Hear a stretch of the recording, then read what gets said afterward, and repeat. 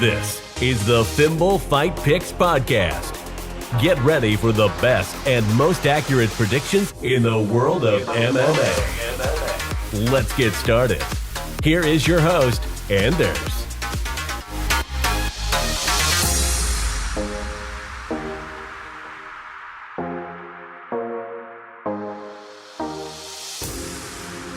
What is up, everybody?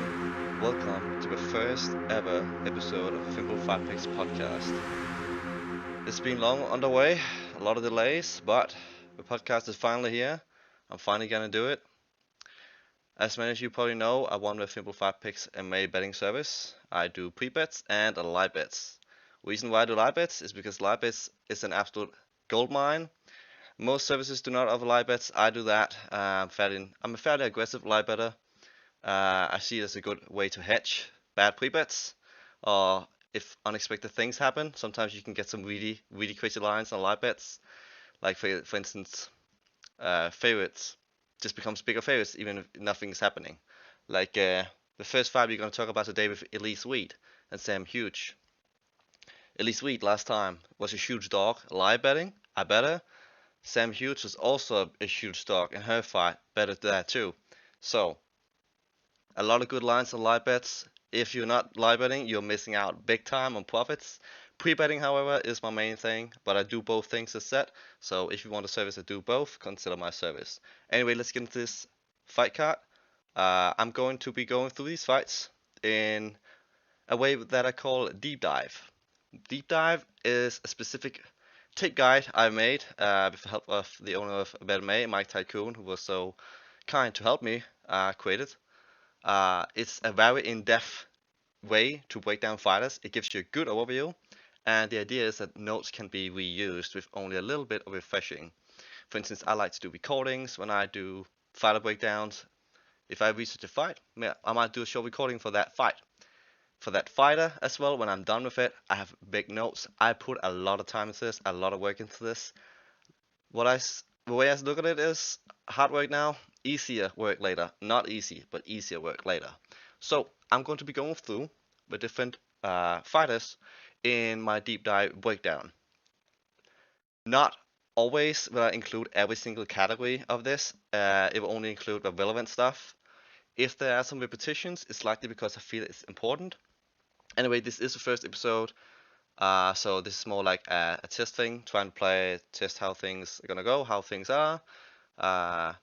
But with time, they might get better. Right now, I kind of like this setup. But any feedback you have for me, I'd always appreciate it. But if you want in-depth analytical breakdowns, consider giving this a go. If you want a lot of entertainment, a lot of fun prop parlays, weird articles, and different weird stuff, and more for the casual thing, I'm probably not your guy. Most people who come to me seems to be very analytical, really want in-depth stuff. But if that's your thing, then consider giving this a go. I will be trying to, once this video is uploaded, to make the timestamp so you can just click on the section you want.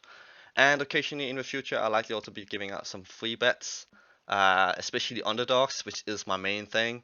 Right now I have over 30% return investment on underdogs. It is by far the most profitable market in MMA and very underrated. I'm not the most technical guy. I believe in patterns, but there will be still a lot of technical stuff in my breakdowns. But I've talked enough about it. Let's just get into this first fight, shall we? So the first fight of UFC VEGAS 55 is Elise versus Sam Hughes.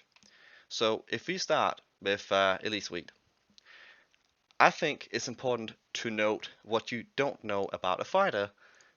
And I feel like a lot of people forget about this, but I'm not going to be doing too much betting education right now.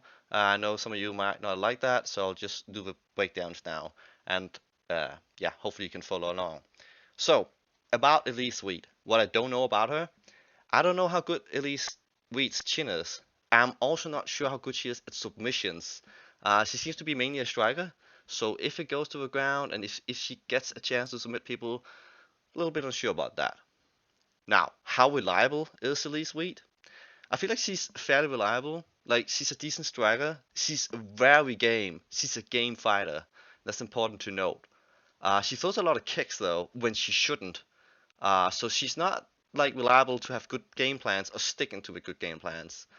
Just one example. I'm probably gonna come back to this later here, but like versus Kobe McKenna, she threw not one, not two, but three leg kicks in a row, and they were so sloppy. She was begging Kobe McKenna to take her down. And what I see there is sloppy leg kicks. If you throw sloppy leg kicks, a fighter who's good at catching them is likely gonna take her down. So that's a weakness. So I don't feel like she's reliable to have good game plans, but I feel like she's reliable in the sense that what you see on tape, that's what you're gonna get, and that's what we want with tape fights. Now, cardio. What kind of type of fights tires her out? Like to me, she seems like she has good cardio. She struggled a lot versus Rose, not uh, not Did I just forget Rose names? Not the Rose that just fought Carla. How did I forget her name? What is her name? That's stressful. What is her name here? That's uh what's her name? Right, Rose Namajunas, a brain fart there.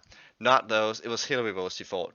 Hillary Rose, she had a lot of near submission attempts, but what I saw from Reed was that she stayed calm, she didn't panic, and she worked her way out of them. And she seemed to have fine like cardio there. It didn't seem like any big issues really. It was a relatively short fight though. Also, one more thing. I know this might not be the best. Next time I do my podcast, probably well, not next week, next fight card, I'll try and have my Yeti mic up, so the sound should be a lot better. So yeah, I will try to get better sound. Anyway, let's continue. Elise Sweet's striking defense. What I saw from Elise Sweet was that she has good footwork. Like she moves side to side, but her hands are a bit low sometimes, so she's like fairly easy to hit. So I feel like a fighter with a lot of KO power like would hurt her really bad. And also sometimes I feel like her strikes are just quite sloppy, like they're easy to exploit. If you look at her takedown defense and her get-up game, like what I saw of her get-up game versus McKenna was that she mostly just kicked her off, like with her legs, and that's how she got off.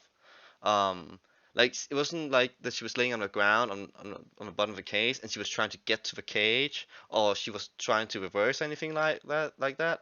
She's literally just like kicking McKenna off. That was how she got up. Her takedown defense though in the clinch is really good.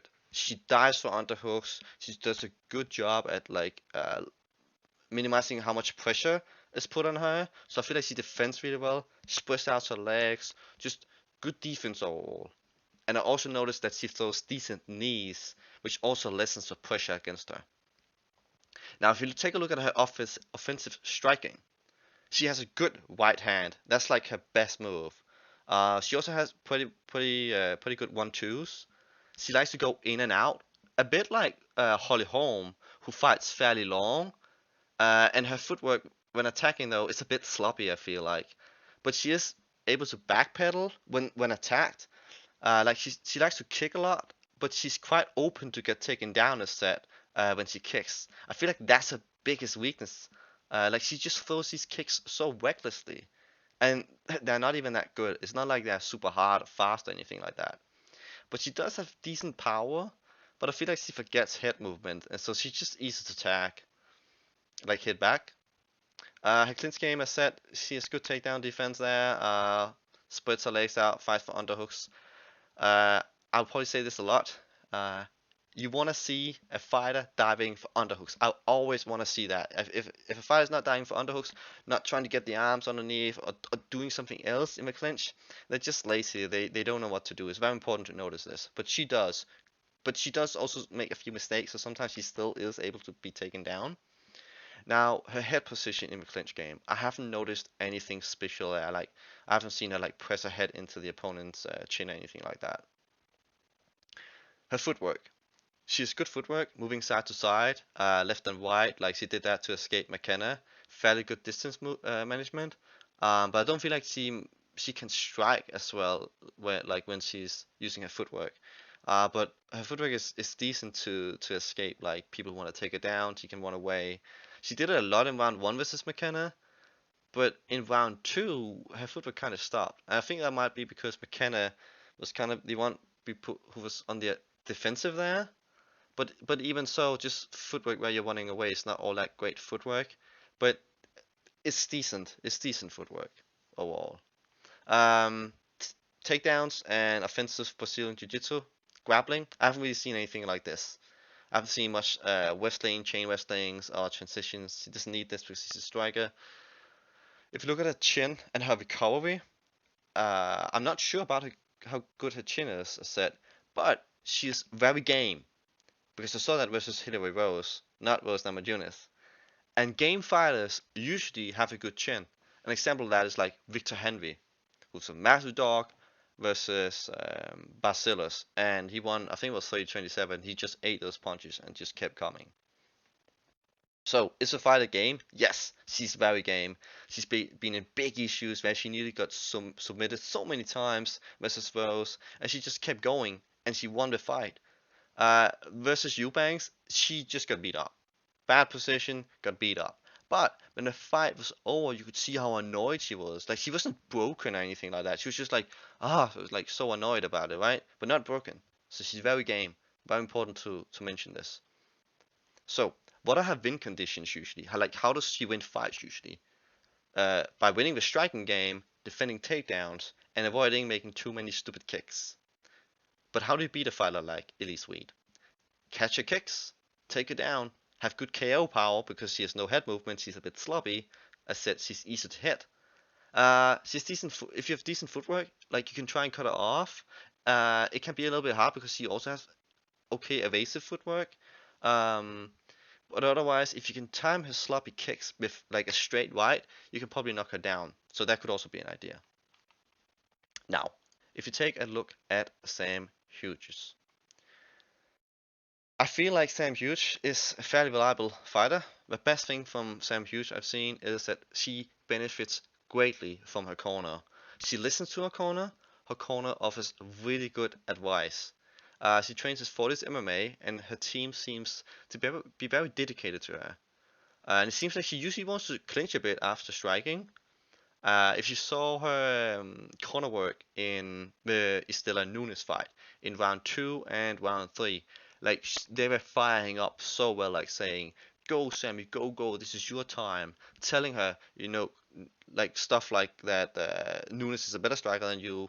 If you fight far out, we're gonna lose the fight. Like get in her face. Really good corner work, and she listens. She's a fighter that can take it. And that's good because some fighters might not be able to take it, or might not even listen. But she listens, which is very important. She has to make fights messy. Now, if you look at her cardio, I feel like her cardio has been really good. Her cardio has been much better than her opponents. Like she's been winning round 3 versus Nunes, who gassed, versus Luana Pinheiro, who gassed, and she also won round 3 against Luke Bunmi. And that's 3 solid fighters overall. So, is she gonna win round 3 in this fight versus Elise Weed? Could be. It's very important to note though that she wins round 3 a lot. So overall, good cardio. Now, how is her default striking defense? And I like to say default because then we get a good overview of just overall her capabilities. Now, she doesn't have the best head movement, but at times she will. Like, she has decent footwork, but I feel like she relies on her chin a bit. Like, she often gets busted up quite a bit. But I don't feel like she gets necessarily rocked that much. Like, I don't think it necessarily affects her chin that much long term. I feel like a lot of it is just facial damage. She did get tagged, however, by Luana Pinheiro when she rushed in and it dropped her. But yeah, overall, like, she's not too hard to hit, but she does have some decent level changes sometimes. And I feel like when she level changes, that sort of protects her as she tries to get into the clinch. And what I also noticed, which is interesting, is that she's actually really, really good at avoiding kicks. Like, she has really good distance movement.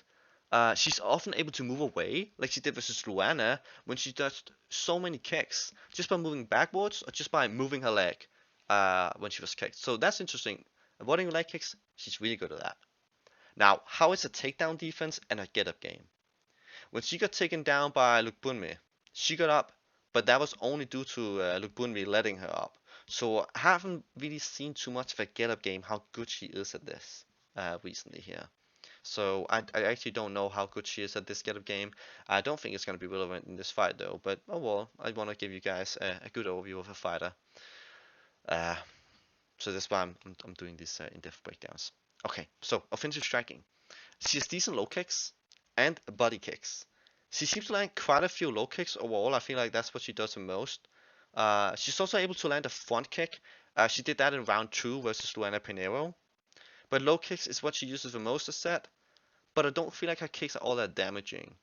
I also don't think she uses that good control or like distance like a fighter like Holly Holm does.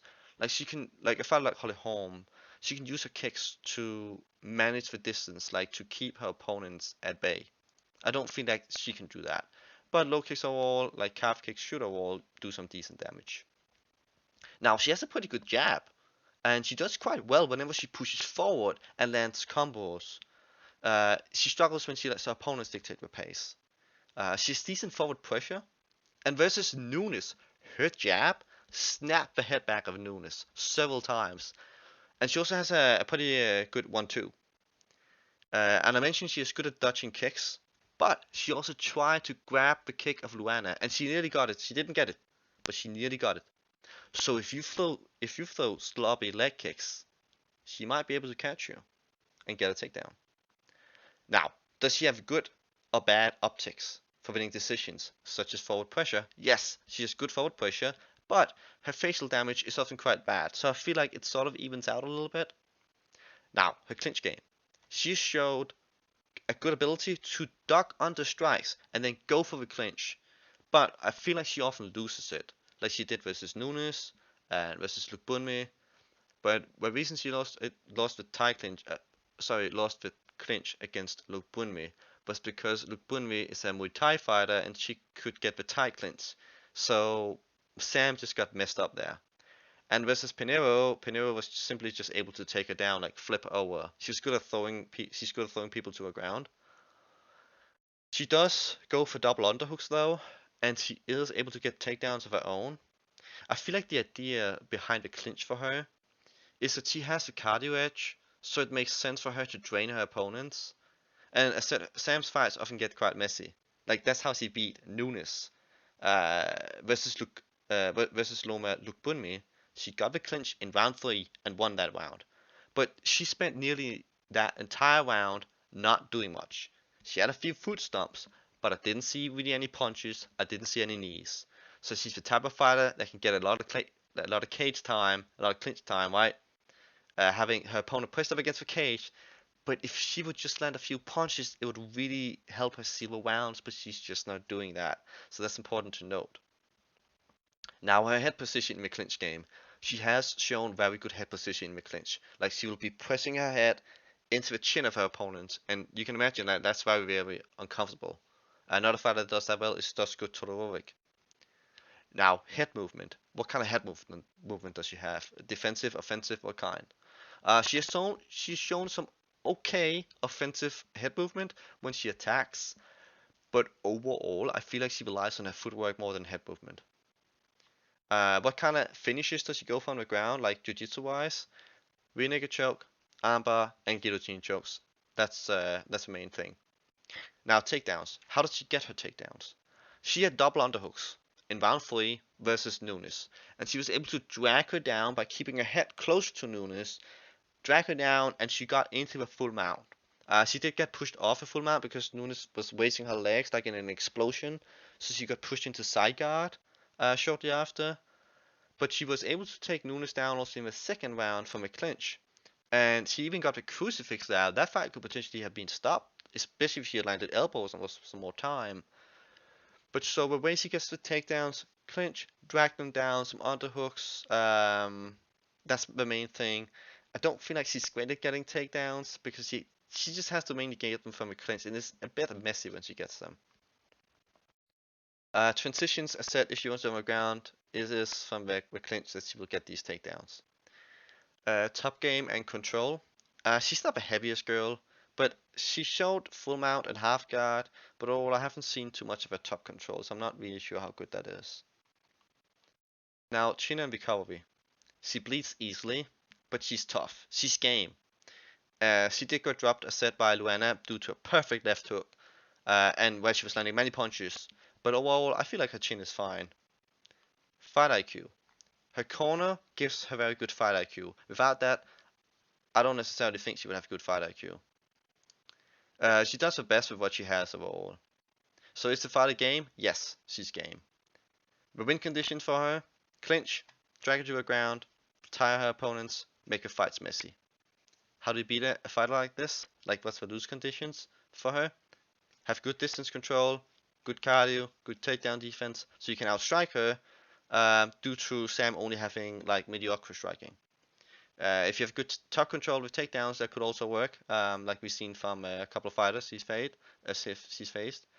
Like Luke Bunry, she didn't really want to stay on top of her, she just let her up, but Luana did okay, I feel like. So yeah, if you can get the better of her takedowns, then you're also good to go.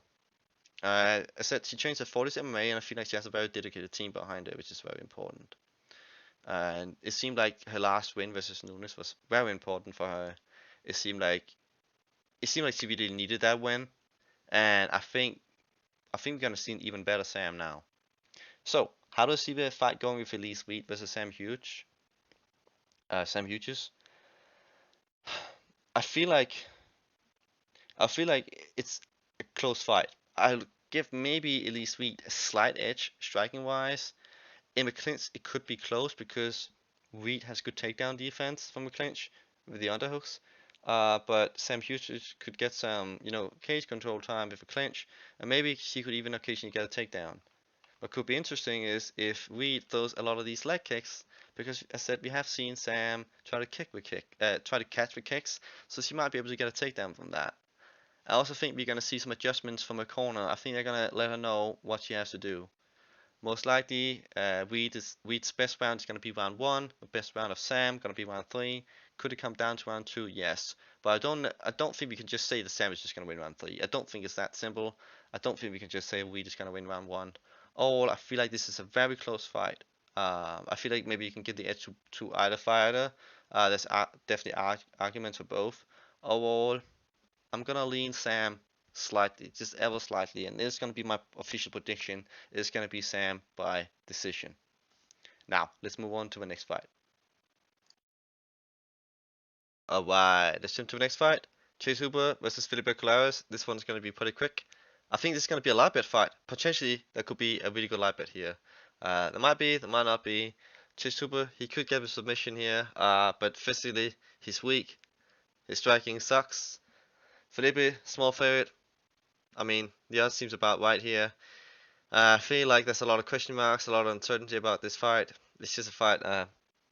Going to live bet it. I don't really have any strong read on this one. Pre-bet. Not going to waste so much time here. Just going to go to the next one. Alright, Jonathan Martinez versus Vince Morales. If you should give a bet, not like a prediction, I would go with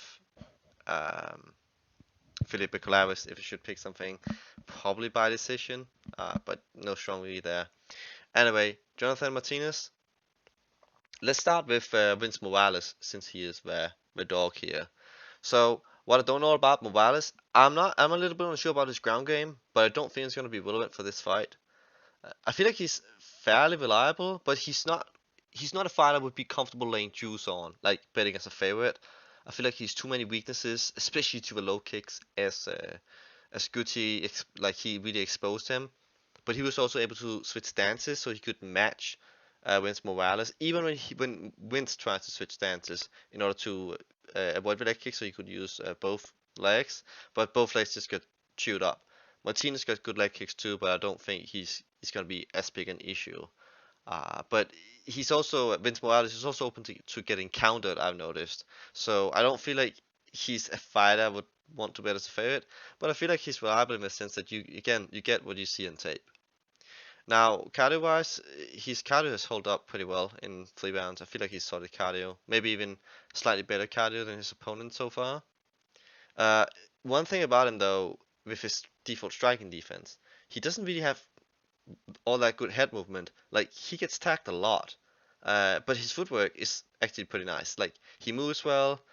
Sometimes he will duck level chains. You can say there's a bit of like head movement, but I feel like it's it's not like it's a bit random like when he does it. Like I don't feel like it has too much finesse to it. I don't feel like necessarily he's always stuck on level changing because he sees the strikes coming. I feel like he's just trying to mix it up a little bit.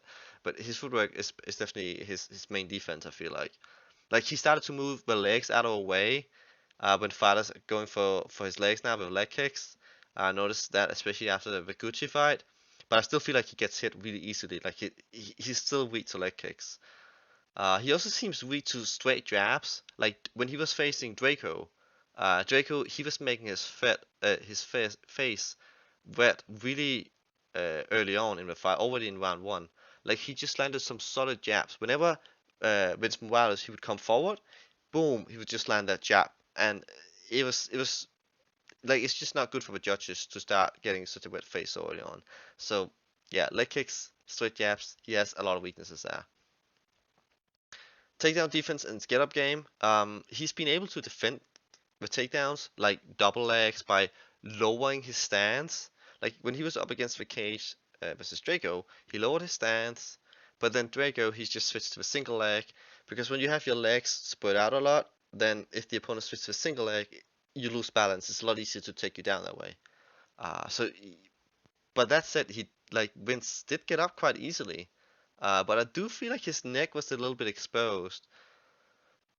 But I mean, Draco he didn't really capitalize on that. But I feel like someone who's looking for a neck could have maybe capitalized on a position like that. If not that one, then a similar situation. One thing that does help him as well, though, I feel like it's his cardio. The fact that he, at least so far, for some of his opponents, have had better cardio.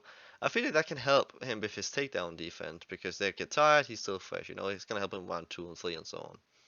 Now, his offensive striking, if you take a look at that, he does have a low kick, but he's overall not much of a kicker. What he does have is a very nice snappy jab. He used this with a smolker. He also has, he also have really good solid body shots. But I feel like versus Smolker, he was going for way too many body shots. Like he was going boom, boom, boom, boom, right? But he was so exposed, so Smolker countered with a left hook. So he needs to keep that down because when you see that exposed body, you just want to go to town, right? So I feel like he's a little bit too much offensively focused, and maybe he should pull it back a little bit and be a bit more defensive. I think that would benefit him. I don't think he's going to do that though. He does have a very good overhand right. I feel like that's probably his best weapon overall. He also got good power. Like he's just a fast, crisp striker, but he lacks the head movement, as he's just so open to getting countered sometimes. And this weakness to leg kicks, getting chewed up, is just not good. Um, in round 2 versus Draco, to give an example, I saw that he timed Draco's low kick. Like Draco was throwing, I think it was a left low kick, and Morales countered it with an overhand right, and it dropped Draco. That was really really nice. That's something he should do more of. Something he maybe could do on Martinez here. Now, as I said, kicking game, he doesn't kick much. Mainly a striker. In the clinch, he does use underhooks, and he was spreading the legs out. A bit weak to single legs there. Haven't seen too much clinch work from him. Haven't seen really how good he really is there. Again, I don't think it's going to be relevant in this fight too much. His footwork, I feel like it's okay. Like his footwork, sometimes he will go forward, sometimes backwards, but mainly he will go forward, and that's good for the judges. I also feel like he's fairly light on his feet, but as said, his legs can easily get chewed up, and then his footwork just stops. So he has to really be careful with that, especially against a kicker like Martinez. If it should go to a ground, what we've seen from him is vinegar chokes and arm triangle chokes. His chin and recovery, I think his chin is kind of okay. Like he seems like he tries to fight hard, right? But with someone with serious power, I think he's gonna get hurt real badly because he has some really bad defensive flaws. Fight IQ, I mean, I feel like he listens to his corner, which is good. I haven't seen overall bad fight IQ from him, but I haven't seen like really good fight IQ either. But it does seem like he sort of listens to his corner. Like after round 1 versus Draco, his corner was like, okay, now you've seen what he has. Now let's go to town on him, right? And he did, and he won the fight. He did well in that fight. It's a fight is he game? Like, is Vince Morales a game fighter? I don't think so. No, I think he fights hard and all that, but he's not a fighter I would describe as game. So, how does Vince Morales usually win fights? Knockout, win the striking battles, forward pressure. How do you beat him? Leg kicks, like Gucci showed, limit his mobility like that, knockout power, like exploit his defensive flaws, possibly takedowns. Although maybe I said that cardio edge he often has against his opponent could maybe help him to pop right back up after getting taken down easily, but could be an option. Now, if you take a look at Jonathan Martinez, what Jonathan Martinez has, like he has a good left head kick that I've seen, but it has missed. He likes his low kicks. He likes his body kicks. All I feel like he checks kicks really nicely, which is so nice to see. So few fighters do this.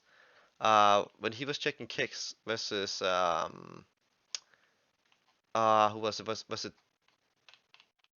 it? I forgot who it was against now. Uh, I forgot. I remember he was checking the kicks against Perez a little bit, but he was checking them nicely. Oh yeah, that's right. Like as Martinez in that fight, he was kicking at one point. I think it was at the end of that round, after he had been checking some leg kicks and winning round one. Yeah, that's right. Then in that round, at the end of round one, Martinez himself was kicking, and boom, he could drop by a right hook. And that's again, if you look at this fight versus Vince Morales, Vince Morales did this against Drago, he could do this against Martinez. But overall, Martinez, I feel like he's kind of a decision fighter mainly. He can finish fights, but I feel like he wants to fight pretty far out. I don't feel like he wants to leave himself exposed too much, though he does do that, because he does. I mean, he's not a perfect fighter. He does make mistakes. I feel like he's a little bit chinny. He seems to get dropped. He seems to get hurt. Like he got knocked out by Grant and versus Perez. Even though he won that fight pretty clearly, I still feel like it was kind of iffy. And I bet him in that fight. Um, I feel like he has a good left hook as well. He seems to have a really good takedown defense. Not that I think it's really gonna be too relevant in this fight, but I do like his takedown defense. He's sprawled well. He's at good balance. He's just been able to not really get in bad positions with this when he's been trying to take down, like when people try to take him down.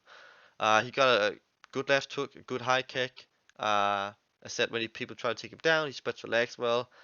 He has this really nice low kick. Uh, we versus the orthodox Lalisvili. Martinez came out southpaw, and I bet him in that fight, and he looked so good. In that fight, might be sort of the same thing with this fight, just not like Lalisvili tried to take him down. I don't think Morales going to try and take him down, right? But I think could be sort of the same fight in that we're going to see Martinez fight long, calculated, throw a left kick, like low kick, calf kick, body kick from time to time, and then just take a shot. You know, sometimes a jab, sometimes a right hand. Fight really long out. Just slowly grind this out to a decision. The way I capped this fight when I did it, the odds are spot on. About 70% to Martinez seems fair. If you want to bet this fight, maybe look into a decision. I feel like the odds are spot on. Should be a fight that Martinez wins. I think there's some people on Morales by knockout. I mean, if you're feeling that, you can go for that. But overall, Martinez, unless he gets dropped, should win this fight. He also has a very nice, snappy front kick I've seen him use. A little bit like Michel Pereira. Not as fast, maybe, but still pretty nice. Like, there are two different types of kicks when you're making a front kick. There's a sort of push kick where you're just pushing the fight away. And then there's a really snappy, fast push kick, and that hurts if you get a hit to the stomach like that. That can really take a lot of like the air out of you. But overall, how do I see this fight? Martinez by decision. I think he's just gonna slowly outclass Morales.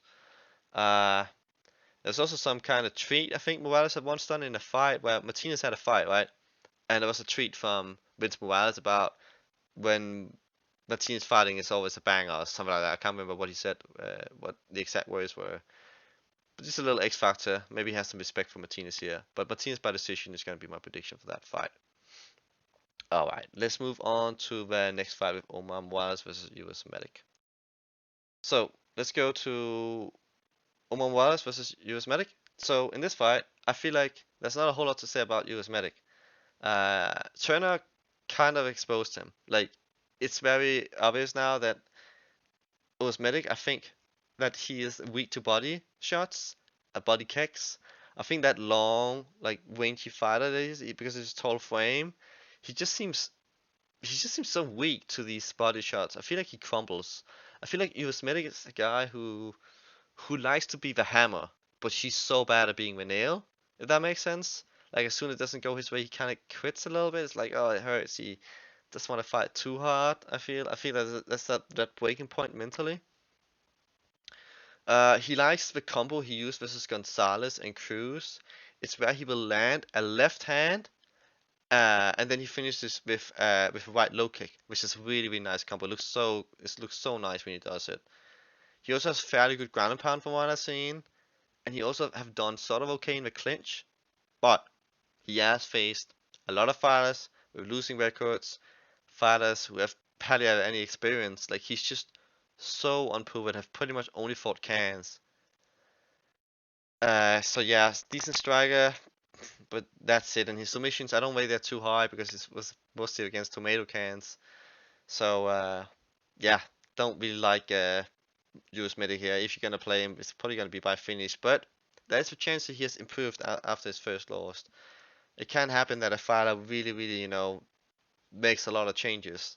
It can be as big a change as we saw from Ortega after the first Holloway fight to the fight with a zombie, where he made huge changes with the camp, like it's just everything he's changed pretty much. There's so many things. He came out a much better fighter.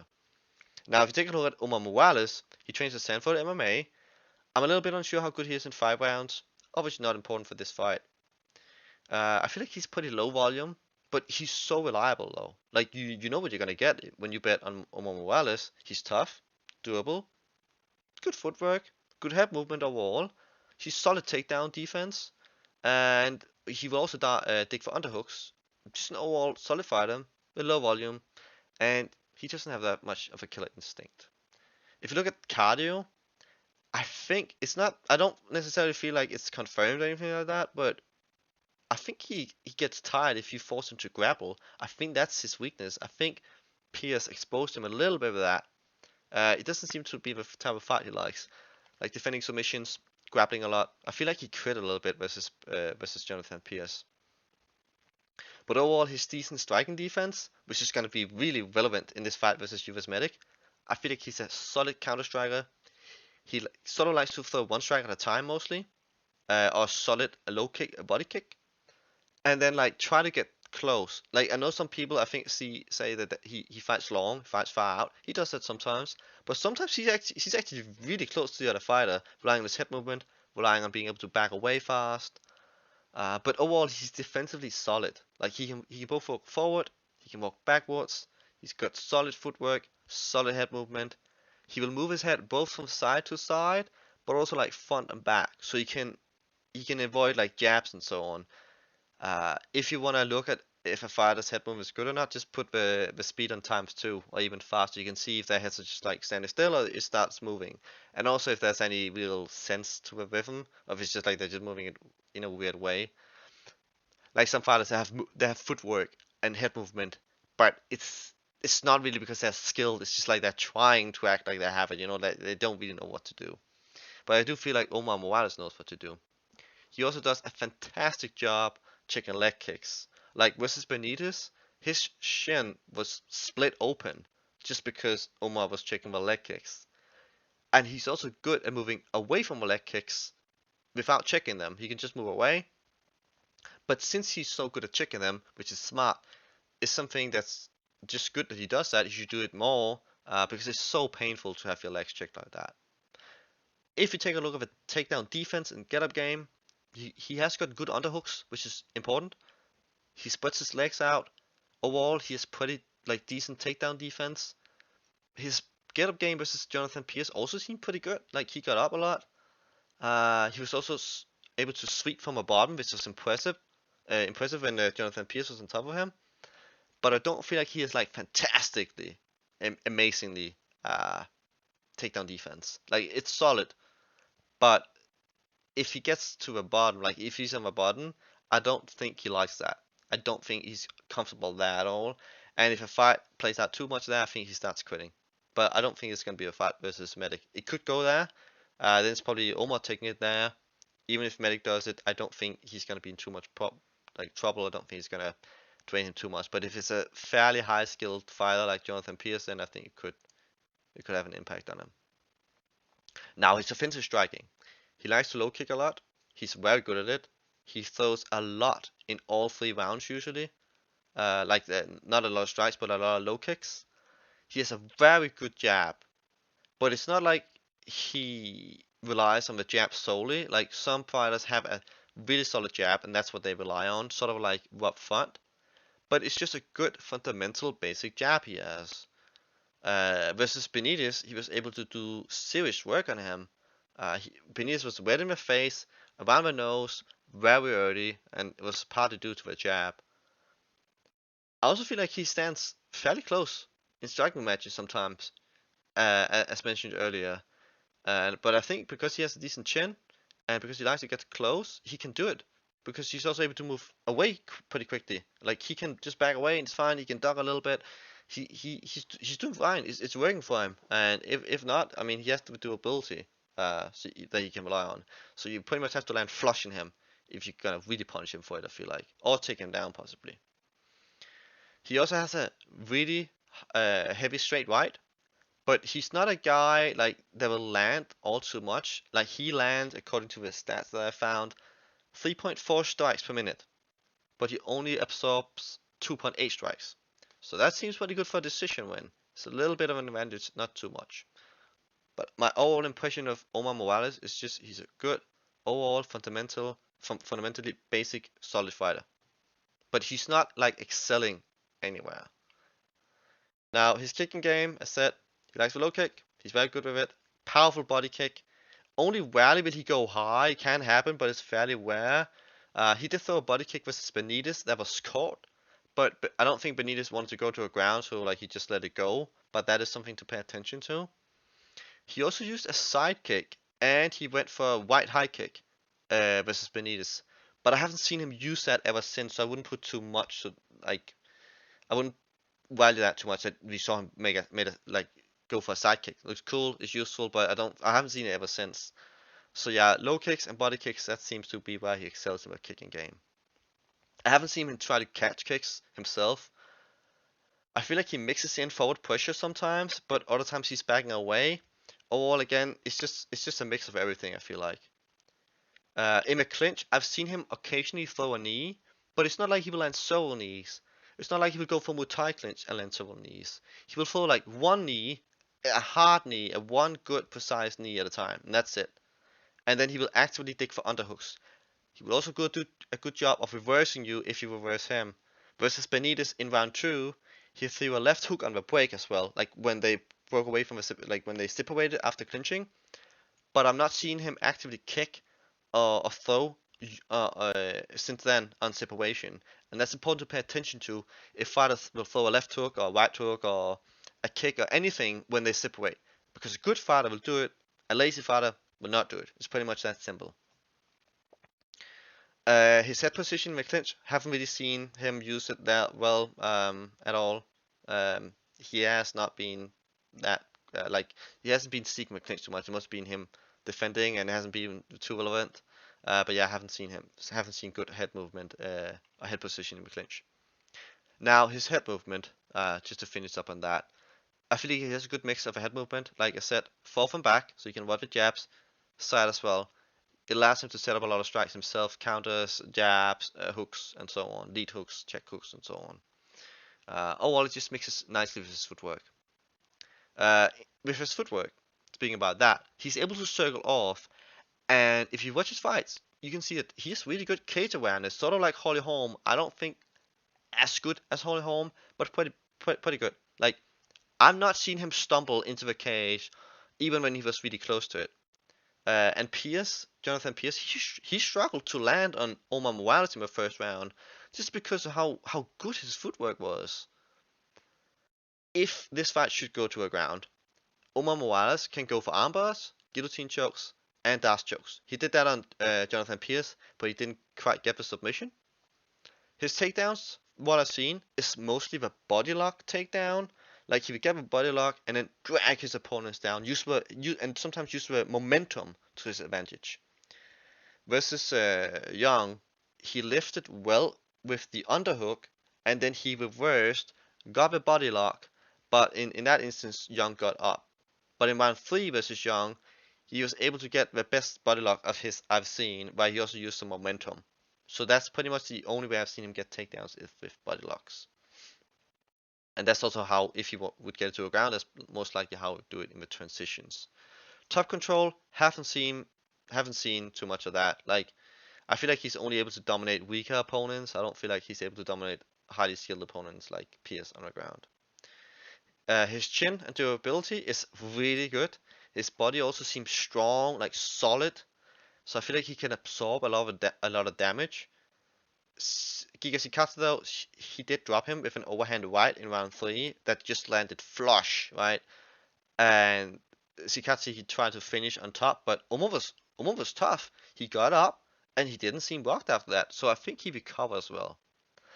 Fight IQ wise, I feel again he's just a fundamentally solid fighter.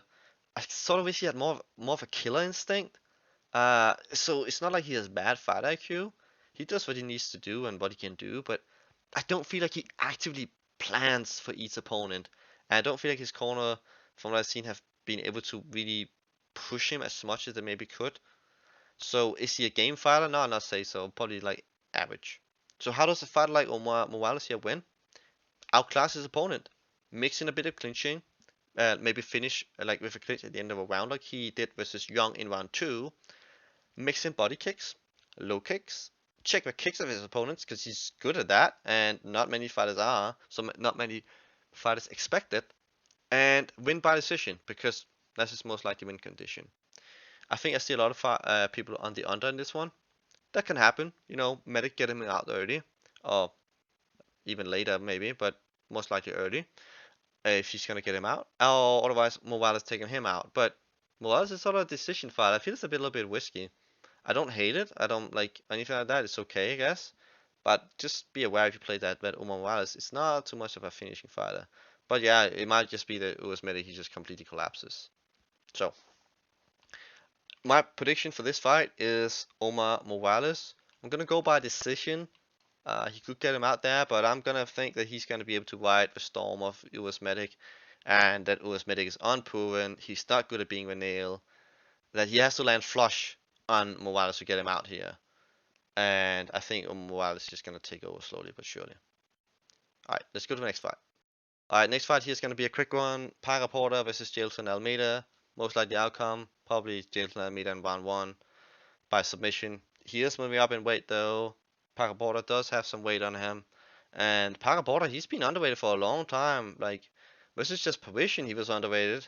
There's a big dog there. And versus Chase Sermon, who people probably now know, is a bad fighter. He was also a big dog there. It's only his last fight where he was finally a favorite. And now he's a massive underdog. But I don't really want to play it pre-bet here. I'm just going to look to live bet with this one. This could be a fantastic live bet fight potentially. So yeah, obviously prediction, Almeida submission round 1. If that doesn't happen, I'm going to look to potentially live bet something here. Alright, let's go to the next fight with Joseph Holmes and Alen Amedovski. It's going to be a quick one too. Alen Amedovski, he hasn't fought for a very long time. I feel like it's just so risky to bet on these fights. I mean, what did we see last week? Frank Camacho, so many people bet him. So many people think, yeah, he's a better fighter. He should win this fight. But what happened? He got knocked out again. And it's not even because he's just had ring rust. Like, he was not defending himself. He was taking shots just flush on the temple over and over and over. And I learned my lesson with Shane Burgos versus Edson Barbosa that no matter how tough you are, if people land on you clean perfectly, you will go down sooner or later. This fight, I think a lot of people are very low on Holmes because of a Pickett fight, saying he's shit and all this. So people think there's a lot of value on Amedovski. Could be. There might not be. I mean, you don't know what kind of fighter you get. If you get maybe a top, like completely ready Amedovski, yeah, maybe you might get a like where he should be have been a minus 200 favorite, where he just looks phenomenal. Or maybe he's gonna look worse than ever, and he should have been like plus 400. Or maybe the odds are right. So they are now. It's really hard to cap. It's not the type of fight I like to be on at all. So yeah, pass by me. If I'm gonna go with something, I'm gonna go with Holmes' decision. He's been more active. Nah, that's gonna be it. Not a fight I'm really looking too much into. But I wanna say though, a fight like this could be good for live bet if Amedovski looks phenomenal, like he's always been, or better than ever maybe. That can happen sometimes when a fighter comes back. That can be a really good live bet if you're fast. And again, that's where again I have my live betting service. I try to aim for really good live bets. I try to go aggressively when I should go aggressive. It's really about line betting that you cannot hesitate. If you see the line where you go like, what is this line? Like it doesn't make sense. Either you found a perfect line bet, or you're completely missing something, or maybe you're behind in the stream or something like that. All right, let's go to the next fight. Eryk versus Jun Young Park. Fairly quick one too. I'm gonna go with Park decision. If you want to play Anders, maybe Anders decision. I think it's what a plus 300, plus 400 or so. Could be interesting. Park. What I want to say about Park is that he is a fighter with very good fight IQ, which is what I rate very highly. If you watch his fight versus Toughen, he is one of the best, maybe the best clinch fighter I've ever seen in my life. He is so good in the clinch. But I'm not going to spend time here talking too much about Toughen, but he's really good in the clinch. He's a tank.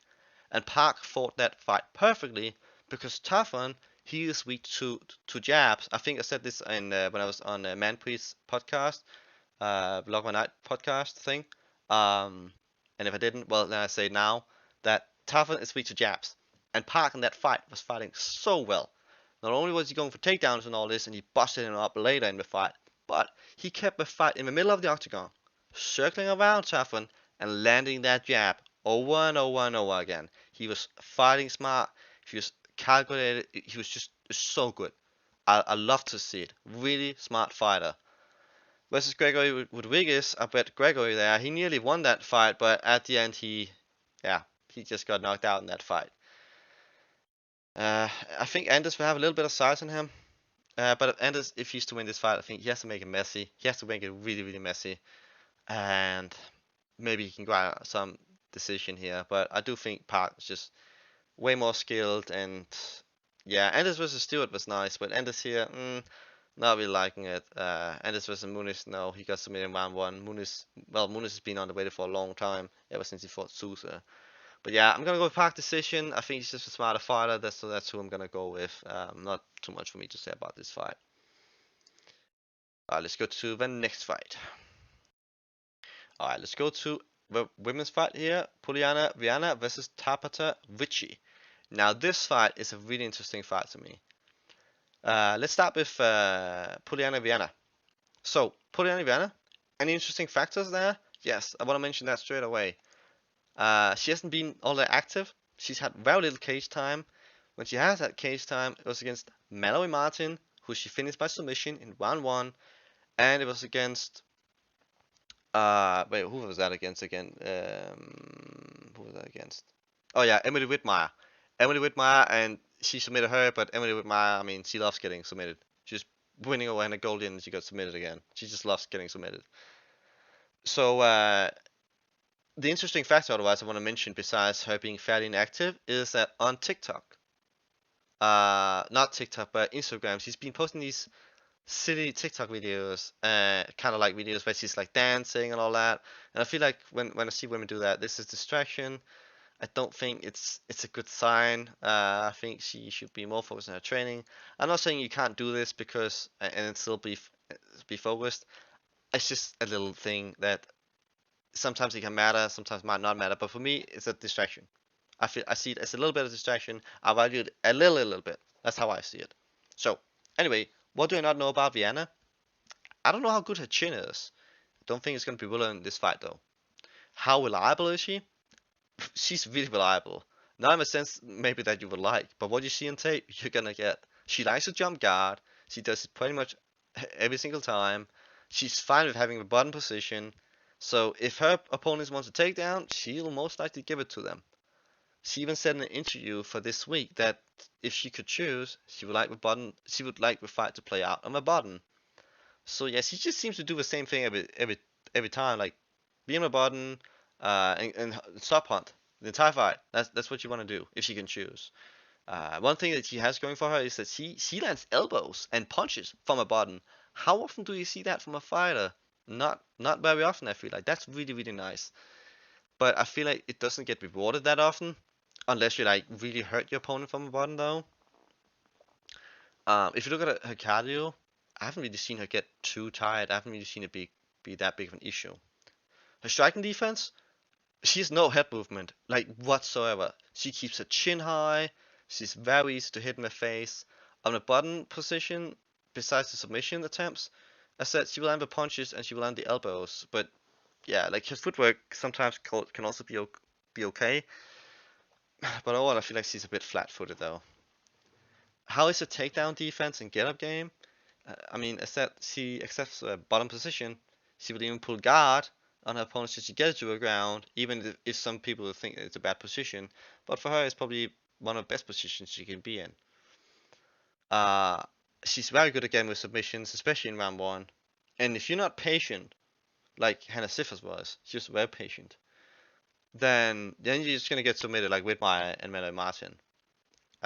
She didn't submit Aldrich though, and the Aldrich back then, the Aldrich now is way better than the Aldrich back then. There was an argument that Viana won the fight versus Siffers, and I think maybe some people are gonna compare Siffers to Ricci, that they're both small, so she could win a striking battle here. That could happen possibly. Now, if you look at her offensive striking to win these decisions and to hurt her opponents, she has good body kicks, good low kicks. She lands a lot of kicks just overall, but I feel like her kicks, they're a bit sloppy sometimes, so you can catch them if you like. Like she's not that fast in and out. Like if you see a fighter like Magomed Ankalaev, when he landed a punch on Iron Kotilaba, I think this was in their second fight. I think it was in the second fight. It might have been the first one, but I think it was the second one. He was landing a kick, right? And he was admiring his kick rather than pulling the kick back, like the leg back, and getting out of there. And boom, he got countered. In this case, I think Viana might get taken down because he's so like these leg kicks that's not too fast and are sort of catchable. Otherwise, striking, I feel like she's okay, but her biggest issue is just that she's so flat-footed and she's just so easy to hit. So someone with decent power could probably knock her down, and I mean, Hannah Sivers did that. She didn't seem like completely rocked down there, but I feel like it still says a lot if Hannah Sivers knocks you down, even though she landed pretty clean there. Now, does Viana have good optics for winning decisions? No, because she likes playing in guard. Kicks are usually not that rewarded by judges, I feel like. And I mean, she lost versus Aldrich, which was kind of close. And she lost versus Sifas, where the majority, according to MMA decisions, thought that Sifas won. So no, she doesn't have good optics for winning decisions. In the clinch, I've seen decent knees from her, but overall I haven't seen too much clinch work from her. Head movement, no head movement whatsoever. Just leaves her chin high pretty much. Footwork, fairly flat-footed when she walks forward at least. Sometimes she just seems a bit slow. Like she did show kind of okay, decent footwork versus Hannah Cyphers in round 3 when she was moving away from her then. But then again, it's evasive footwork. It's not footwork where you're like moving and tagging people. You're just sort of running away, evading them. Now, what kind of submissions does she go from the ground? I mean, she loves her arm bars. Out of 8 submissions, she has won by armbar 6 times. And then she has 2 rear naked chokes. So she's very dangerous from a bottom position. And she can transition to different subs as well on the ground. She's just really good at this. This is her environment down there. She's also able to go for triangles though. But she just haven't had any triangle submissions yet. But she is able to try and do it. If you look at the takedowns, I think like the most likely way, or the best way for her to get it to the ground really is just by pulling guard, because most fighters are going to be okay with going into your guard because usually it's seen as a good position. She's just loved doing it. It worked with bad fighters like Mallory and Whitmire that she could submit, but I feel like versus good fighters, it's probably not gonna work that well. I mean, with this, she can always get the submission, but it's gonna be more and more likely when she faces better fighters. Top control, haven't seen that. The transitions into the button game is just pulling guard mainly. Her chin and recovery, chin probably okay. Her recovery is quite nice because she recovered well versus Santa Cyphers after being knocked down instead. I don't feel like she was that rocked. That's just the vibe I got. I feel like she was fine, so I think she recovers quite nicely, even though she got hit flush by that left hook. Fight IQ, she doesn't have like bad fight IQ, but just her pulling guard over time is a little bit one-dimensional. I feel like she can only do that. She's okay striking, but I don't feel like she's a striker that will beat proper solid strikers. You know, like averagely good strikers. I don't think she's gonna beat them. But it's serviceable striking, so to speak. So overall, like she's okay, but she's not like she's also not like a game fighter. I feel like even though Macedo got a totally legit submission, I feel like it's just again if it doesn't go her well, I feel like she's a little bit on the quitting side. It's not. It doesn't take too much to break her. Now her win condition is mostly submission from a bottom position. It could also be a decision, but mostly submission from a bottom position. How do you beat a fighter like this then? Keep a fight standing, or be aware on the button like Cyphers was, and land punches. Because otherwise, even with no submissions, because Viana is smart and landing elbows, punches, but judges might give it to her, especially if she opens you up or you are doing nothing on top. She also has no head movement, so KO power, that could also work. A speed edge could also work against her. Or you can try to catch kicks and get it down to the ground, because she's not the fastest kicker. Now let's take a look at Ricci. So some notes about Ricci is she's been very active. She's fought 4 times in 2021, and she's had a 3-month camp now, and she pretty much always trains, it seems. Viana hasn't had all that much case time. As said, it was only like once in 2021 I think it was, and then it was a couple times maybe in another year, but overall it's been very little, and it's only been like very short fights with Martin and Whitmire. And I do think that fighters who are very active, they have some momentum. You know, they're eager. It's going well. It's just it. I'm not saying wing was necessarily is a thing, but when a fighter's fought 4 times in a year, I kind of like that, especially if I don't feel like they've been too grueling with fights. I also feel like that Ricci here, she should be aware of Viana's Brazilian Jiu-Jitsu. Otherwise, she could easily get submitted in round 1. And I mean, last week we had 2 submissions in round 1. That went pretty quick, and this could be another fight like that if she's not careful. What do I not know about Ricci though? I'm a little bit unsure how good she is at defending submissions, to be honest. Just because I haven't really seen it. But I do think she's probably good at it, but I just haven't really seen it. How reliable is she? I feel like she's always really aggressive. Maybe against Man and Firo, but she was kind of completely outmatched there. I mean, most likely Viana would be too, right? Unless he can pull guard and submit her. Cardio-wise, I noticed that she had excellent footwork versus Man and Firo, but it also tired her out. When we got into the second round, she was done. I mean, she was tired. She was tired from moving back so much. So if you put her on her back foot and really, really pressure her, you're gonna tax her cardio, and she's gonna crumble. You're gonna be able to find the kill shot. You're gonna be able to get up against the cage and so on. Also against Maguire, like I don't feel like she becomes overly tired from getting her own takedowns. Like when she got takedowns versus Maguire, she got them fairly easily though. She didn't have to work too much for them, so she might get tired from like grappling. But overall, I feel like her cardio is kind of okay. Her striking defense, if you look at that, she got good head movement. She's able to dodge punches. Manafero, she barely got anything off in round 1. That was impressive to me. Even though Ricci said she got tired in round 2 due to her footwork, it was still impressive to me how defensively good she was there. She showed good footwork, good head movement. She also had some moments like where she showed me good aggression And I feel like that aggression could be her defense in a striking fight. She also has pretty good head movement where she can dodge well. And what I love from her is when she does go for takedowns, like um I feel like due to her head movement and the way she can dodge and duck under, I feel like that can help her with getting some takedowns. Now her own takedown defense and get up game, I haven't really seen that, but I don't think it's gonna be relevant. I think if Viana want to take it down, that's gonna be very unusual. I mean, Viana's not gonna take it down like that, but she goes for takedowns. That would be highly unusual. But if she does that, then we're gonna get that question answered: how good her takedown defense is. Now her striking, which is striking here. She doesn't have a longer reach. She's quite small. She could probably be an atom weight, but she's fast and she can rush in. And it seems to me that she likes low kicks a lot. Like she landed them a lot on Manon and Maguire. And she also has pretty good like one pop shots, like just one pop and a straight right sometimes. She landed that on Maguire, and I just like that because one pop shots they're quite noticeable if they're quite fast, and I feel like with Richie's aggression and how fast she is when she punches, I feel it's going to be noticed. So it's something that counts for the judges. Does she have good optics, such as moving forward? Yep, she's very aggressive and she moves forward and she has takedowns.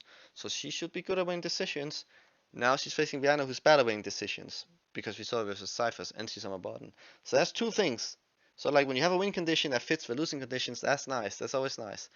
A good example I can give of that is Chris Curtis, who's I think a plus 265 underdog versus Phil Horse. Curtis, he's game. He got KO power. Horse, he's chinny. Win condition, lose condition, boom. And then you get a dog odds. You can even play with props. If you can get a big dog and you even play with props, the odds are gonna be so high usually. So over here, you could probably think that I'm kind of leaning Ricci to take this small. But yeah, in the clinch game, I haven't seen too much proper head movement from Ricci. Like I saw her going for a takedown in the clinch, where she used like she would use some underhooks. But versus Manafiro, she was too big, and Maguire, due to how tall she was, I think that's why she wasn't really able to trip her. I don't think the size difference seems that big between her and Viana. Um, I also seen Ricci throw on separation. Like I seen her land a low kick, and I also saw her land left hand when they separated. I think it was I can't remember if it was Fimbul or Maguire who was against, but I have seen her land a low kick and I have seen her land the left hand on separation, like when they break away from a clinch, and that's the sign of a good fighter. Head movement, she likes to dodge a lot, like ducking. Overall, I feel like she moves her head pretty well. I said, if you want to see this, you can check it by putting it to 2 times speed, which is she showed really good footwork. She showed really good overall movement and head movement, and she's just able to dodge these punches. She's overall, I feel like her defense is pretty nice. Like just overall really good. To me, it says a lot that Manon could not get much off in round one, despite her pushing Ricci a lot. She has potential. She was also able to escape not getting too stuck in the at the cage. It was only in round two where she got stuck, and then she, ultimately she got finished. But yeah, good footwork, moves around the octagon well. Sometimes she also likes to just keep in the middle of the octagon and just circle around. Now, the kind of submission she goes for, she nearly went for an armbar versus Mariah Oliveira, but it seemed like she decided to just use the high mount to land elbows and punches. But arm bars, I think, seems to be her go-to move if she's going to go for a submission. There's a mount where you're like in the middle of a button, and then there's a high mount, and that's what she went for. But it did seem like if she wanted, she could have gone for a submission against Mariah, but she just decided to land punches, which is fine. I don't mind that at all. Takedowns, the way she gets takedowns, she has some very good sort of judo-like takedowns by tripping the leg when she level changes, which I like. She's also able to catch kicks. She caught a kick versus Manafiro. She caught a kick versus Mariah Oliveira. And versus Mariah, she turned it into a takedown by tripping the other leg. She will also use double legs, where she will turn her opponent like away from a cage, which is so smart. Because if you turn the opponent away from the cage, it's going to be much harder for them to work their way back to the cage and use the cage to help them get up. So again, sign of a smart fighter. If she fails takedowns, I feel like it's mainly because the fighters are too tall for her. Her top control, she's decent. She's decent top control. She did try also to wrist control Maguire to keep on the ground, but Maguire was just too tall. She couldn't really get a hold of her wrist there. It seemed like that she just likes to use the high guard so she can land punches. Maguire got up from that, if I recall correctly, from using the fence to like kick off of and then to like roll around.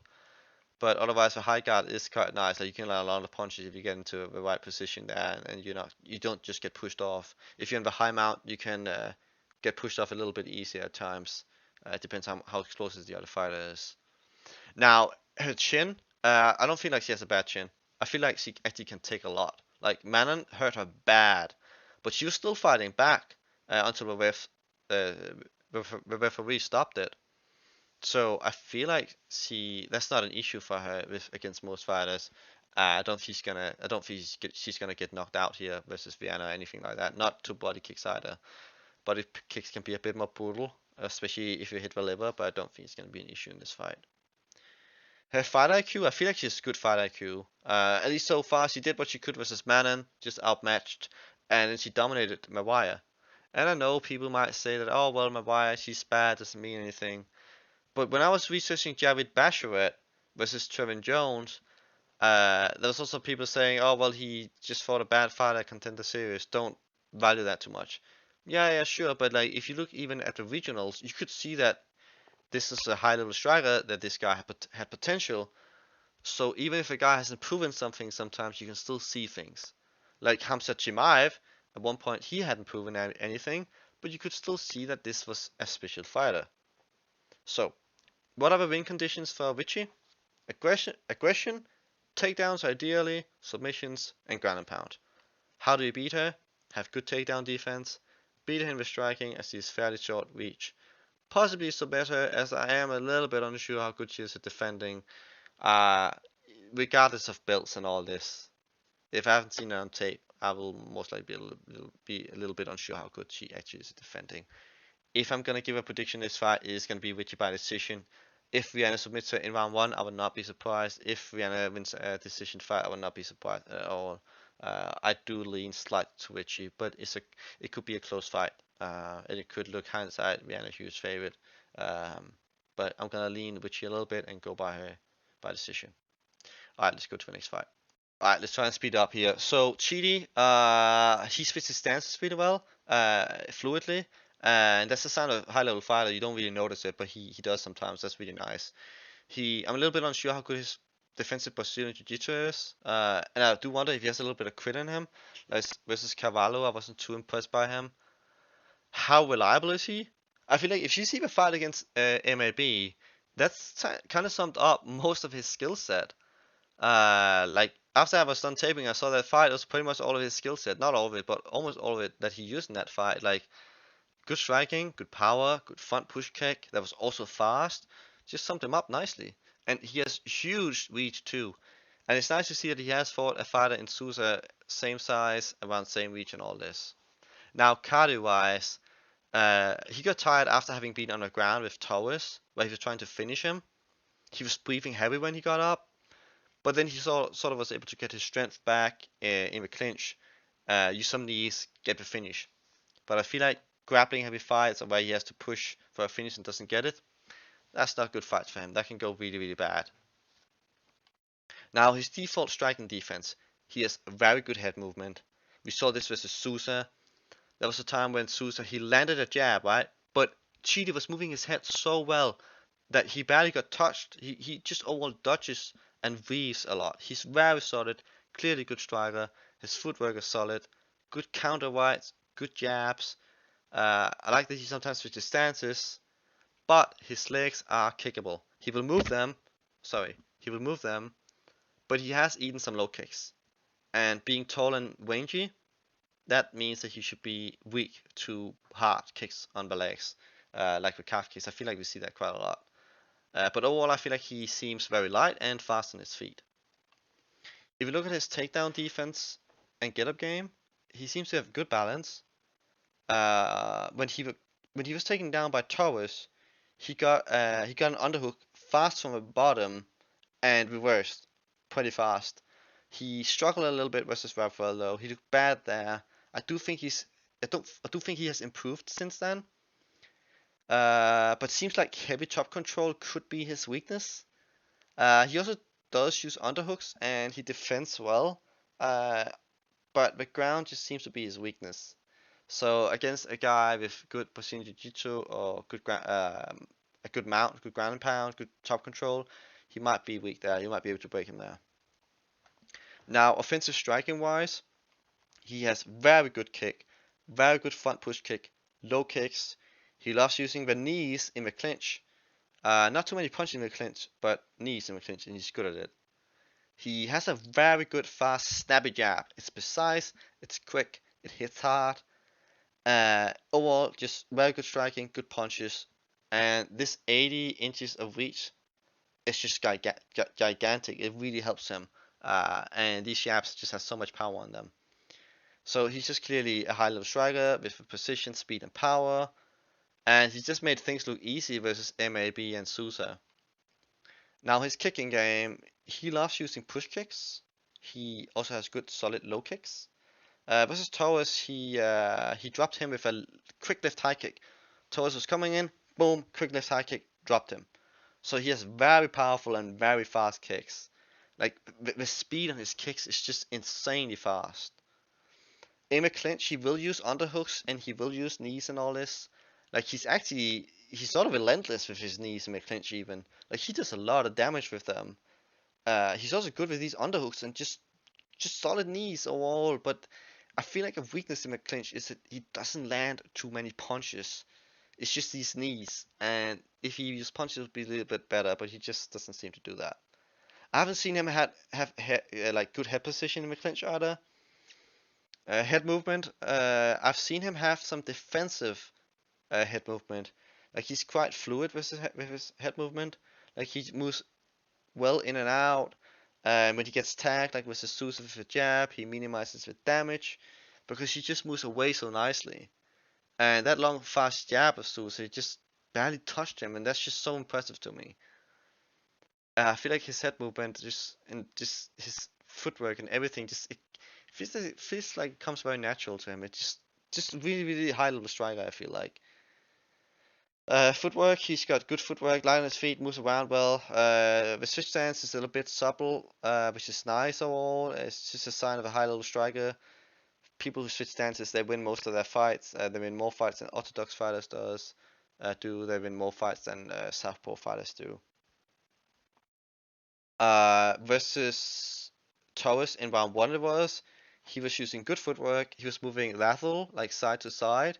And he was able to avoid the punches, he was able to avoid the kicks. So when he wants to, and he wants to be very defensive, he's able to do that. The way he gets submissions from the ground, if he does go for them, guillotines, and he does have a black belt in Brazilian Jiu-Jitsu, but he doesn't use it that much. I mean, he's a striker. He doesn't really go for takedowns. The top game I've seen on him, the top game and top control, it's fairly good top game overall. Like he will use his long body to like keep his opponents down and then land damage that way. His chin also seems quite good. Like after he ate a heavy right hand from Sousa, when he was tired, he ate a heavy right hand from Sousa, and it seemed like it didn't affect him too much. But when he gets tired, if you can grind on him, if you can make him tired, then maybe his chin is not as good as it seems. So that's the thing to keep in mind. If you look at his fight IQ, I feel like Chidi is a very smart fighter. He fights well, he's aggressive, just so intelligent fighter. Is he a game fighter? No, I don't say so. I don't get the he's game kind of vibes from him. I don't. So how does Chidi usually wins his fights? Knockout, uses superior striking, and just head movement, footwork, and a knees from a clinch. He's good at landing knees to the stomach, and that can be drain his opponents, and that can also get him some knockouts. How do you beat a guy like this? That could be submission or top control, or like ground and pound if you can get him down. Like versus Raphael, he looked poor, and his long body makes it harder for him to get up, I think. Maybe also some clinch control, good head movement. That could also be a downside to Chidi. And that leads us right into Dusko because he actually does some of these things. Interesting fact about Dusko is that he has a black belt in BJJ, Brazilian Jiu-Jitsu. He also has a black belt in Taekwondo. Now, I am a little bit unsure about how good his BJJ really is, though, like defensively, if he's attacked. How reliable is Dusko? Dusko, he's fairly reliable. Like, when the fight starts, he will go to a clinch almost immediately. He will go for takedowns, he will try to get them out, he'll not just go for position, he will really get the best position possible and then finish you with a full mount. Overall, and that's kind of funny, he's both good defensively and bad defensively. Like I think he has good head movement overall. But one big weakness of his is he never checks leg kicks. And the other thing he's weak to is weak to straight jabs. Versus Punahele Suriano, he never adjusted for that left straight jab. Never. Versus Gregory Rodriguez, he was trying to take him down. It seemed like he couldn't really do that, so he just had sort of a striking match with him. And Gregory was just too good for him. It's not that Dusko was doing bad, but Gregory was just too good for him. But yeah, low kicks, doesn't check them. Like leg kicks overall, he doesn't check them. Doesn't check calf kicks, doesn't move his legs. Doesn't move out of the way. And straight jabs, he's so weak to them. So a fighter with some power in it could really potentially hurt him badly. Now, cardio-wise, is there any type of fight that tires him out? He does seem to get tired from body shots and heavy grappling and takedowns. Like he does slow overall, especially if he's hurt. Usually it doesn't go to a third round with this guy. 5 rounds if he's ever gonna do that is likely very bad for him. But it's not like he has bad cardio. I feel like it's not great cardio. He's not gonna likely have any advantage with his cardio edges. Now, if you look at his striking defense, though, he doesn't really circle off that much. Like, he more like backs up in a straight line. It's not like he will circle off. There's only sometimes you'll see him circle off. But he does have very good head movement, I feel like. Like, he's good at ducking and weaving. He's just not as fast as moving his head. But he does do the right things, I feel like. He's especially good at avoiding high kicks. Like he can lean backwards. It looks really, really nice. He looks comfortable avoiding high kicks. Like high kicks. When I say that, I mean like kicks of the head, right? Head kicks. So overall, yeah, good head movement, and like again, you can put on 2 times speed. You can sort of see it. His head moves forward and back. It moves side to side. He's okay at that. But if you have some speed, you can time him. And he's weak to that jab, especially a hard, snappy, precise, fast jab. He's really, really weak to that. And because he never checks leg kicks, if you got a good leg kick, you can probably start chewing up his legs there. Yeah, so weak to low kicks, weak to jabs. That's probably his main weaknesses here. And fighters with power that can time him pretty much. Now, how is his own takedown defense and get up game? We haven't seen much of him on the ground because he's usually the one who wants to get it to the ground. I did see that he showed decent balance when Gregory tried to get a double leg on him. And then he went to just one leg, like I think it was a single leg there. And Dusko didn't fall. Like he remained on his feet. He did also show a pretty good get up game when Gregory finally got him down. Like he got back up quickly, and then Gregory had his back. So yeah, overall I like what I saw. Like it doesn't seem to me like that if he does get on the bottom, I don't think he's gonna accept bottom position.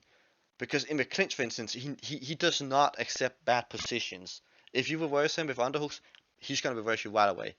I felt like Holm does that too a lot. Now if you take a look at his striking, Dusko is fairly heavy-handed. He does have some KO power. He has really good ground and pound. But I feel like he's probably only gonna knock out fighters who's on the lower level range. I don't really think we're gonna see too many knockouts from him here when he's facing the better fighters. I feel like he doesn't have too much knockout power. It's just that he's sort of heavy-handed, just because he's sort of like just like when you look at him, you can just see like he's just heavy. Like just it's almost like he put on a suit and he's just a little bit heavy. That's like the vibe I got. But he does have a decent jab, but he doesn't use it too much. He does have good combos overall, and overall it's just solid power. Like he can hurt people because he is heavy-handed. Uh, he is good at landing short shots, I feel like, and elbows from a clinch. Like he can hurt people in the clinch there. And his ground and pound, I feel like, is brutal. Now, Deacon Townsend, he's not a good fighter. But what I saw from Dusko is I've seen him land to a whips when he's on top. I've seen him be active with that left hand of his. I've seen him try to get the mount. He's working so hard for the mount. And that's when he will really unleash. Just really good, brutal ground and pound. He finishes dudes. If he gets it to the ground in a mount, he will finish most likely. And he's hard to get off because he's quite heavy. He will also sometimes land some low kicks and body kicks, but it's not too much. His combos is probably his best weapon, and when he can control it in the clinch. But sometimes I feel like he's not too active in the fights. But overall, he does a decent job at mixing in offense and defense. If you look at his kick specifically, he has a left high kick, good low kicks. His low kick though versus Rodriguez, Gregory Rodriguez, it got countered by straight left. Again, jabs, straight lefts, it could be straight rights and all that, right? Counters, of course. He's weak to that too. He also has a good wide body kick I've seen, but he just does not check leg kicks at all. So his legs there to be chewed up if you want to. I also haven't seen him try to catch kicks of his opponents to get takedowns. I feel like he is a good decision fighter because he does not accept bad positions in the clinch, and he just overall does good clinch work. In the clinch, he's good at turning his opponents. He's very active in clinch. He will land these short elbows, good punches to the head. He will also go to the body a lot sometimes. Like versus Ash, who was also quite large and who did pretty well. He was landing both left and right hands there. Just overall really good clinch work from him. A solid clinch work fighter. I really like his work there. He will also go for takedowns from a clinch. He will try and drop down, get a double leg. He will also go for single legs, but I don't feel like he's the best at getting these takedowns. One thing that's nice to see though, and why he's sort of reliable, is that versus Gregory Rodriguez, as soon as that fight started, the round started, he went straight to the clinch. It was just really nice. Went for the double underhooks, and it also seems like he nearly always has either like a left underhook or a right underhook, so he can work with the other hand, like land punches, get some points, not just wall and stall, right? So also so that the referee will not separate you. So overall, I just really like his clinch work. I like that he does not accept bad positions, and I like that as soon as he gets reversed, he will reverse you again.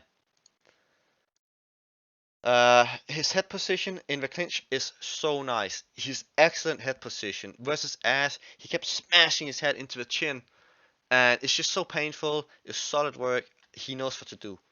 Really, really nice to see. His head movement. He has good evasive head movement from high kicks. Overall, he will bob and weave a lot. Dark under punches. Overall, very solid. But the reason why his head movement doesn't look so good always is because he's weak to these straight jabs. He's simply weak to people who can just outstrike him, who just struggle a little bit, and where he can't just bully them into the clinch. I mean, Gregory Rodriguez, he's leveled up since the John Williams fight in Contender Series, where he got knocked out. But yeah, like overall, I feel like Dusko is quite good, like with his head movement. Like it's not elite, but it's above average, and he's just tough and durable as well, and he's good power, so it helps him. Footwork, he's decent footwork, but it's not the best. It's not like he's in and out a lot, but it's not like he's flat-footed either. Like he's able to move well on the attack and on the defense. It's sort of okay, but it's not. You can clearly see that he's not a fighter with elite level footwork at all. Now, his Brazilian Jiu-Jitsu, the kind of finishes he will go for: rear naked choke, guillotines, and arm bars. However, I've not seen this since 2017. So it's a long time ago. takedowns, single legs, and double legs, mostly from a clinch. But what he does really well was when he was facing Deacon Townsend, when he got the takedown, he moved again. He turned Deacon Townsend away from the cage, turned him around, so he's facing into the octagon. It makes it so much harder for fighters to get up. It's such a little thing, but it matters so much. If he fails the takedowns, it's usually if the fighters are strong in the clinch as well. Like versus Ash, he was strong too, so he was failing the takedowns there. I haven't seen any chain wrestling from him either. But yeah, if he gets it to a ground, the transitions is get into a clinch, get the takedown. That's mostly how he will get it to a button and where he can get into a mount.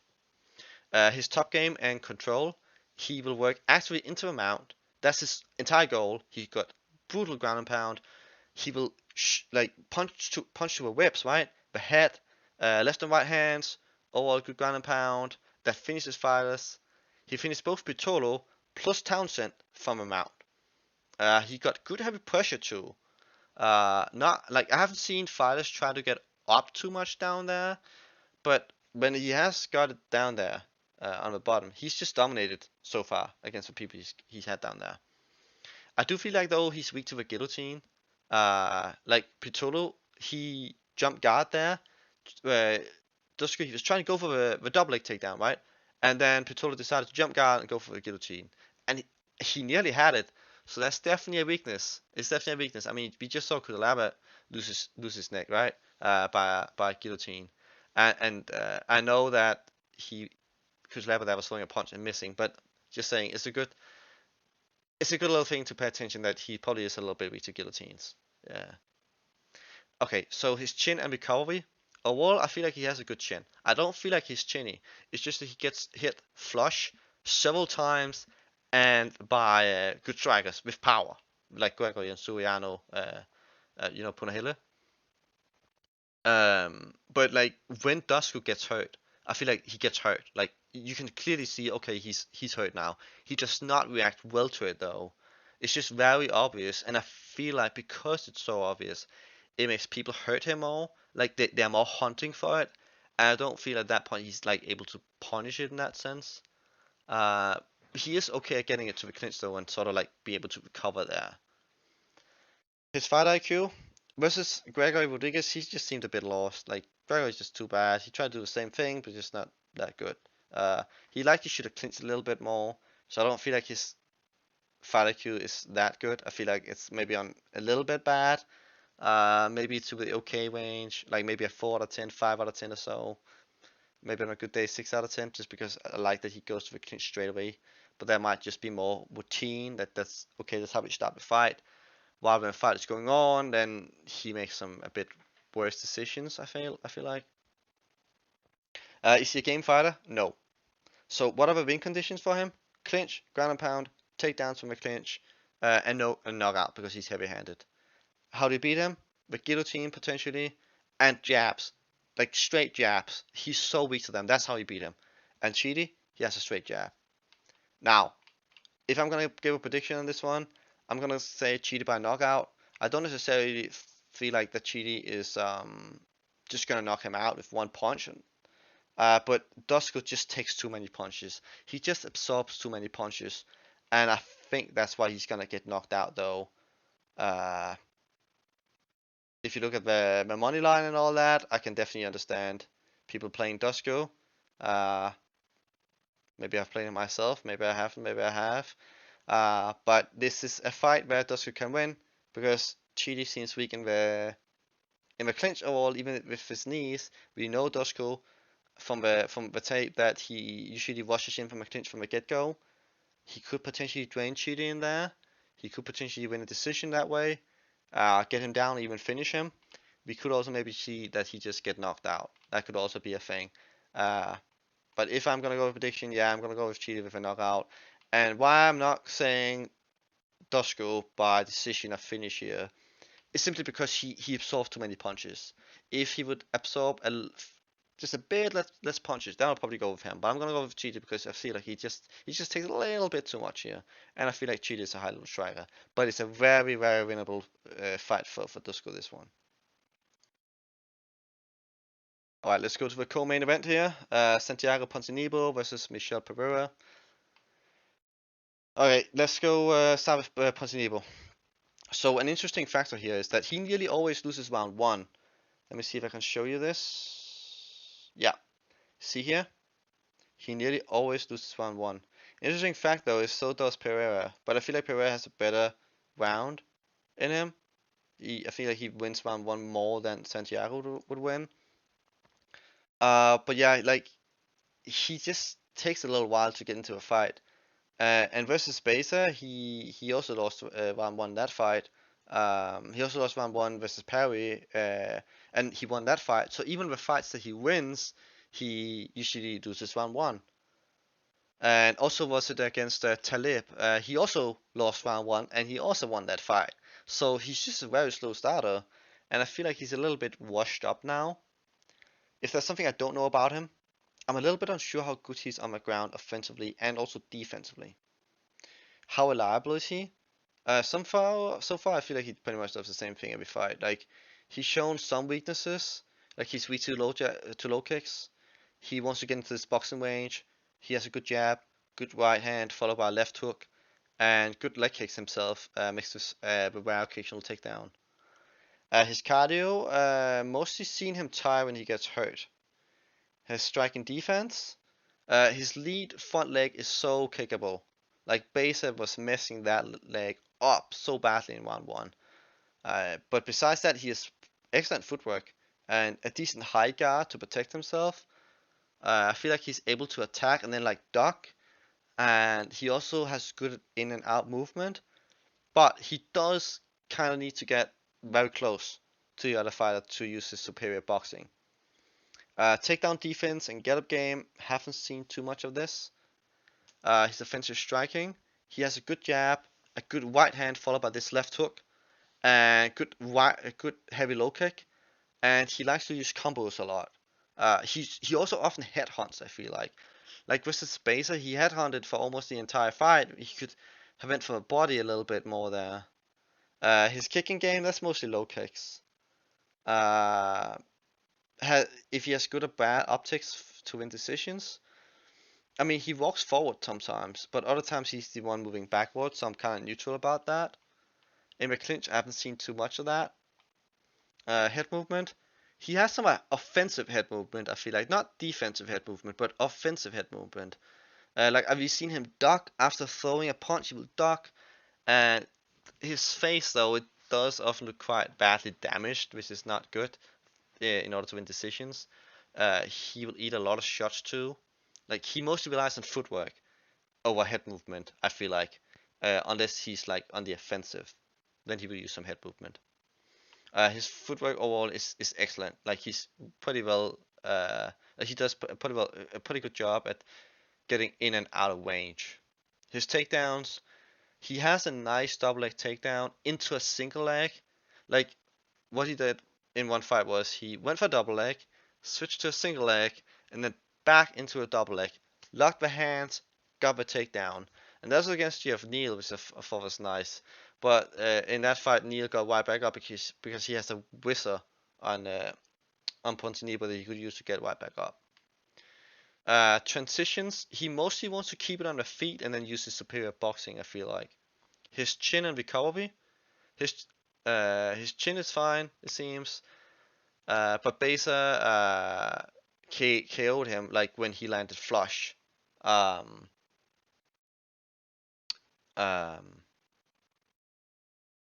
Yeah, like not KO'd him. Knocked him down. Sorry, knocked him down when he landed flush. So I don't feel like he has a bad chin or anything like that. It's okay to get knocked down when you get hit flush like that. Not knocked out, of course. And he won that fight. Okay, fight IQ.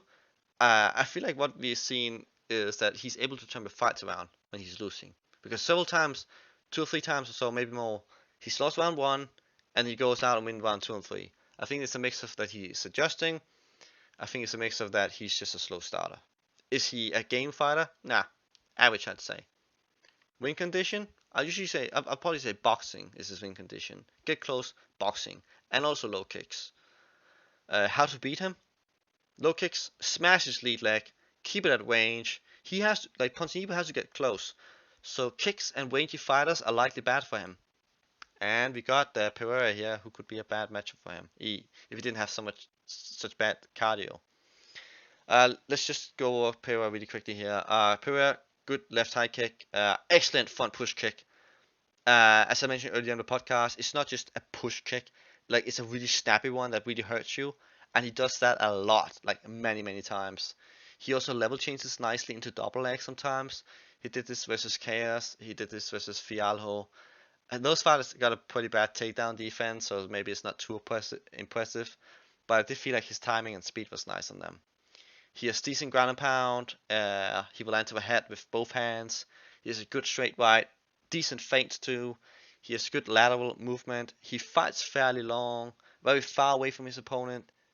He has good knees in the clinch. He can even land a jab when tired. I feel like if there's a downside to him, it's probably that he's very unorthodox and he's just very reckless sometimes. Like sometimes Pereira just does the craziest shit, and that is a downside. Whilst Ponzinibbio is way more like he got way better fundamentals, right? This fight, I do lean Pereira to win by decision, and I do that because I feel like Ponzinibbio is a little bit rushed. He has to get quite close, but Pereira, I feel like he gasses out. So I could definitely see a scenario where he wins round 1, which I think is fairly likely that he wins round 1, and where he sort of wins round 2, but then in round 3 he might be in survival mode. Maybe it's not too bad, but where he has to survive. So yeah, 29-28 by to Michel Pereira. That's going to be my prediction. I do think it goes over 2.5 rounds. A better Night fighter. I'm not against a better Night fighter here. I could definitely also see Ponzinibbio take it. But Michel Pereira by decision is going to be my official prediction. Alright, for the last fight, let's get to it. Alright, so the last fight here, there's a lot to say. I'm just gonna get to it. I made a note, so might as well get it here. So let's start with Ketlen Vieira. What do I not know about her? I'm a little bit unsure about how good she is at defending submissions from the ground. How reliable is Ketlen Vieira? She brings the same skill set every fight. I feel like her fight IQ leaves a lot to be desired. Like she wasn't that active against Viana as she could have been. She could have tried to get up in round 2 it was, but she just sub-hunted the entire round instead of trying to get up. And like versus Tate, she could have been much more aggressive than she was. Like she was winning the fight. She was doing a good job, but I feel like she could have been way more aggressive. She does well when she's aggressive. Her cardio is something that tires her out. If she's striking, she does okay. If she's forced to grapple a lot, spend a lot of time in the clinch and on the ground, I feel like she's becoming tired. I think that's how to tire her out. What is the default striking defense? She has no head movement really. A bit back and forth sometimes, but nothing special. She gets tagged quite a lot. It's easy to hit her head. She did show some brief head movement versus Tate, but that stopped like after round 1. I feel like her front leg is very kickable. She doesn't check leg kicks. She also eats a lot of head kicks, but she's fairly doable. But she just does not defend head kicks. And Holm, head kicks. She likes head kicks. At least she used to. I feel like Ketlen Vieira's best striking defense is that she's powerful and she will throw heavy and combos if you get close to her. She also has a decent jab, but still, if you're fast and have decent power, I feel like you can light her up. Like you can light her face up, and you can avoid getting hit. She seems mostly flat-footed, I'd say. She's not very good defensively, really. She mostly relies on the power to scare her opponents off, and it works well versus these weaker women. If you look at the takedown defense and get-up game, she accepts bottom position, as said. She sub-hunts all day. She did it with Viana in round 2, and she did it in round 3. And it was just so dumb. Like, no get-ups whatsoever. Just try to all sort of different submissions. Her takedown defense is decent, but it's nothing special. Her offensive striking, she's landed a few leg kicks, but she's really not a kicker. It's not something she does a lot. She's mainly a boxer. She has a decent jab, is fairly powerful. She has some very heavy hands, good hooks, both a lead hook and a check hook. She seems to like to close the distance by just walking forward, throwing some hooks, and that's how like she fights her way into the clinch, where she will go for some leg trips and then get the takedown. But she has no real kicking game from what I've seen. But she does sometimes have some nice combos, mostly with her hands. She also has a nice uppercut followed up by a left hook, which landed nicely on Tate. That was really nice to see. This nice uppercut, boom, left hook. That's just very very nice. She's not that good in the clinch overall, I'd say. Does she have good or bad optics to win decisions? I mean, decent because she lands damage, because she's heavy-handed, because girls react to it. Like, Tate's face got busted up, and she didn't like getting hit. But that's about it of good optics for her, I feel like. So, in the clinch, she's not the best at getting underhooks. She doesn't land knees in the clinch either. She only really landed knees in the clinch when it was Yana landing knees. Like, Yana Kunitskaya was landing knees on her, and it was like Ketlen was like, "Oh yeah, I should land some knees too," because before that she was not landing any knees. Yeah, she just started doing it as well. She doesn't really land punches either. Like it's like she just tries to get one underhook, and then try and trip you over, and then get her takedown with her own leg trip. That's mostly how she does it. She doesn't swim for underhooks. She's fairly easily reversed in the cage, but she is strong though. Yana did better than her in the clinch, I'd say. Like Yana was very active, and that's a very bad look for Vieira, I feel like, because when she tried to leg trip Yana, she got the worst of it, and like she landed on the bottom, and Yana got the round in. I think this was in round two. Uh, Overall, Ketlen is just fairly inactive in the clinch. Like she does like to get into the clinch herself, uh, by throwing these combos and then try and go for a trip takedown. But overall, I feel like if she's worse against the clinch, she's not that good. Her head position in the clinch. She did land a nice elbow when she broke away from a clinch versus Tate in round 4, but her head position in the clinch is not something I've seen her do well. I don't feel like she's overall a good clinch fighter, really. She really only likes to get the clinch when it's just her trying to get the takedown. That's it. But it was nice to see that she would throw a nice elbow when she broke away from Tate in round 4. Head movement. She does move her head a bit back and forth, but that's about it. She's pretty easy to hit. Head kicks lands on her, jabs lands on her, punches, combos. She's fairly doable, except for when Aldana landed flush on her. But otherwise, I think Ketlen relies a lot on her toughness. If you look at her best footwork that I've seen was against Tate in round 1, and then it just kind of dropped off. The commentators seem to like her versus Eubanks, but I'm not really sure what they were talking about. Like, she's fairly flat-footed to me. She's not some amazing fighter with great footwork. She's more of a counterboxer, I feel like, and her best footwork really is when she's the one rushing forward. Now, what type of offensive Brazilian Jiu-Jitsu does she have? Like, what kind of submissions? She's a clear submission or position fighter. She's not good for decisions. She's tried to go for omoplatas, triangle chokes, rear naked chokes, leg locks, a Kimura. She hunted this versus Yana too in a stupid way. And she's also had an arm triangle choke once versus Sarah McMahon in round 2. But Sarah McMahon, she kind of quits when she gets tired in round 2, so I'm not putting too much into that. Now, takedowns. She has a nice double leg and a single leg. She likes to, as said, get these takedowns from a clinch by throwing a combo and then get into the clinch and then leg trip you. However, she did drag down Yana by flipping her over, and she did try also to use some wrist control to keep her down, but she just couldn't reach the hand of Yana, so Yana popped right back up in that fight. Now, if Ketlen fails with takedowns, why is that? It's mostly because she's so predictable. Like, versus Eubanks, she kept coming forward in a straight line, and Eubanks figured it out. She could even circle out. She could just move away. And in round three, Eubanks even got her own takedown. It was just so bad from Ketlen, and that was on short notice from Eubanks. So she's just so predictable, Ketlen. And whenever she clinches, she does the same thing too. Her wrestling, I have not seen any chain wrestling from her. She just mostly relies on her physique. Transitions, she's mostly a boxer, and if she can't get takedowns, I mean, she's okay at getting takedowns earlier on, but yeah, she's just overall fairly one-dimensional at getting them. Struggles at getting them late when she's being figured out.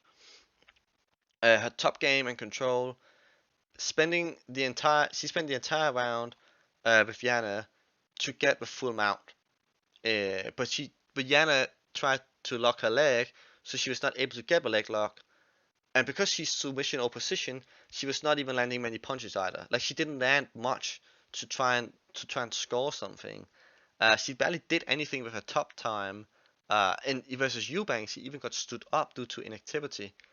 Now you can question if that was a good stand-up or not, but hey, she didn't do much. Overall, I feel like just her top game is decent, at least versus Eubanks and Viana, but they're also like far weaker than Ketlen. So when she faces someone as strong as her, I'm not sure how good her top game is gonna be. Now, if you look at her chin and how good she is at recovery, her chin does seem decent. I feel like she's a typical Brazilian fighter that's taking her vitamins, sort of. She did get KO'd by Aldana, but Aldana, she's also a decent pressure boxer who just landed a perfect shot. She just got completely outclassed with Holly Holm. I feel like almost like you can compare Holly Holm and Aldana to like Max Holloway and Calvin Keita in some way. Fight IQ, bad fight IQ. Wasn't active versus Yana, not as active as she could have been. Didn't try didn't try and get up, and versus Tate she could have been more aggressive. So is she game? Nah, average fighter I'd say. What are the win conditions for Caitlyn usually? That is to use her power to win fights, brief clinches to get a leg trip, and then use her size and weight to keep her down, her opponents down. So how to beat a fighter like Ketlen Vieira? She seems weak to jabs. She likes to fight a bit like Vanessa Mello. Like she likes to throw these hooks, and her own jab is okay, but a good fighter with footwork can just circle away from her. A fighter with a decent chin, who also has decent power or like better striking plus some cardio. If you got that, then you can really bring the heat on her. Because Ketlen brings the same skill set to every fight, and her fight IQ is just not that good. And I feel like if you can drag out her heavy shots, like lean in, drag out the heavy shot, right? Lure it out, pull back, and then boom, counter yourself. You can land some good punches there. I feel like she's not too aggressive as she could have been. Um, I don't think a 5-round grueling fight where she has to clinch a lot is a fight she's gonna like. Like she can, like Ketlen can use her punches to land some visible facial damage. That's what helps her in a decision like that, like versus Tate. But if you can really grind on her, then I think she's gonna start fading. Now, if you take a look at Holly Holm, she's just a beauty to watch perform. She's so good. What do I not know about Holly Holm? I'm a little bit unsure how good she is defensively on the ground, defending submissions. How reliable is she? So far, she's looked phenomenal. Great footwork, great game plans, very reliable. But now she's been almost 2 years out, so that's a little bit of concern. Also, she's 40 now. Even though she is very dedicated and active in the like she's always evolving. Like on Instagram, she will write that, oh yeah, she's still evolving, she's still learning, and so on. But yeah, overall fairly reliable. If you look at her cardio, I've not really seen her get tired. Like she does well. She can circle around you for 25 minutes. She did it versus Aldana, which is her most recent fight. She had a grueling fight with Pennington, really heavy clinch work, and she was doing well there. What is the default striking defense? Holly Holm mainly relies on maintaining distance control and footwork. Her footwork is excellent, and she has fantastic awareness in the cage about where she is. Like when she once got stuck near the cage by Aldana, she was nearly touching the cage, right? But she was still able to circle away. She's just so good at avoiding bad positions in the cage. And versus Pennington, she was able to duck and slip out, and she's just a phenomenal, good defensive fighter. She's very good lateral movement, overall good footwork, and she also has a good right hand. She also has a good right hand to measure the distance between her and her opponent. So overall, very solid defensive fighter. Now, how is her takedown defense and get up game? She does not accept bad positions in the clinch at all. So I don't think she's gonna accept a bad position on the bottom. But I haven't seen it too much if she gets taken down. It's mostly her who's on top and in control. But her takedown defense overall seems very good. She's tall, she's physically strong, she's got good balance, and she's popped right back up a few times. I've seen her get taken down. Now, if you look at her offensive striking, she has some very good push kicks, front leg kicks, side kicks, and head kicks. She also has a fairly decent one-pop shot with her right hand, and she's also able to time her opponents when she's circling around them. She's able to time when she wants to attack, when she wants to go in for a combo and land 3-4 punches. She's very measured in her approach, and overall, she's a fighter who likes to fight pretty far out. Some fighters fight up close, but Holly Holm it's far out, where she can dictate when she wants to engage and disengage. Um, Usually she will go in for a combo or maybe a one shot, maybe even level change into a clinch and takedown, which is also nice from her. Now, is she good at winning decisions? Does she have good optics for winning decisions? She doesn't really get much done in the clinch, but she never accepts bad positions. And also the whole hish shish that she's often saying when she's punching, I feel like that can help her because sometimes maybe the judges think she's landing even when she's not doing that. Now, in the clinch, she's an absolute gem to watch in the clinch. Versus Pennington, who's also a strong, physical girl like herself, and not at all a bad clinch fighter. She did not accept reversals at all. As soon as Pennington would reverse her with an underhook, you'd see Holly Holm do the same again and again and again. She'd dive for an underhook. She'd dig it under, even if Pennington maybe would try to prevent it. She would dig it under her, and you would see squeeze the arm underneath it, right, and then reverse her. She also has good punches to her face, so it's not just control time and Holly Holm will clinch you, which is nice. It will help her win decisions, even if her punches are not doing too much damage. If there is one weakness in her game, though, it is that she does not like knees very much. When Michel Pennington was landing knees on her in the clinch, Holly Holm was backing away. She separated. And when Aldana did the same thing, Holly Holm separated. So that's interesting to know that she does not like these knees in the clinch. That's how you make her separate. Her head position in the clinch is fantastic. Like, she has heavy pressure, pushing her head into the chin of Pennington, for instance, and it's just a very uncomfortable feeling. So yeah, excellent head position in the clinch. Her head movement is mostly defensive. Like, she will move a bit to the left and right, but overall it's not head movement I feel like she relies on, it's her footwork. It's her amazing footwork and awareness of where she's in the cage. I already talked about footwork, but I'll do it again. Just fantastic footwork, circling around, always aware where she is, good at timing her opponents when she wants to attack. One of the best fighters I've ever seen with some of the best, in regards to footwork. It's just such good defensive footwork.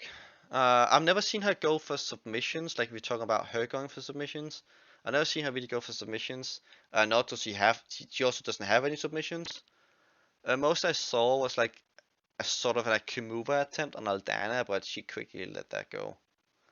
Her takedowns, she usually gets takedowns from underhooks, and then she will drag her opponents down. She does this from a clinch, and then she will leg trip them. Usually she will also sometimes go for a double leg at times. If she fails the takedowns, I feel like she's good at timing them. I don't feel like I've really seen her fail takedowns really. I haven't really seen any chain wrestling from her though. Her top game is okay, but it's not the best. Like Aldana, she was able to explode out and get Holly, like Holly Holm, she was in the mount, but Aldana was able to explode out, and then she got pushed Holly Holm off her, so she was into a like she got Holly Holm pushed off her, right? And when Aldana was got fully out, not from a mount, but into a side, like she pushed Holly Holm off her from a mount into a side guard, and then all the way out. Aldana was able to get up, and Holly Holm would rush straight into her, and when she did that, even like yeah, when she did that, Aldana was landing in the inner clinch and they separated.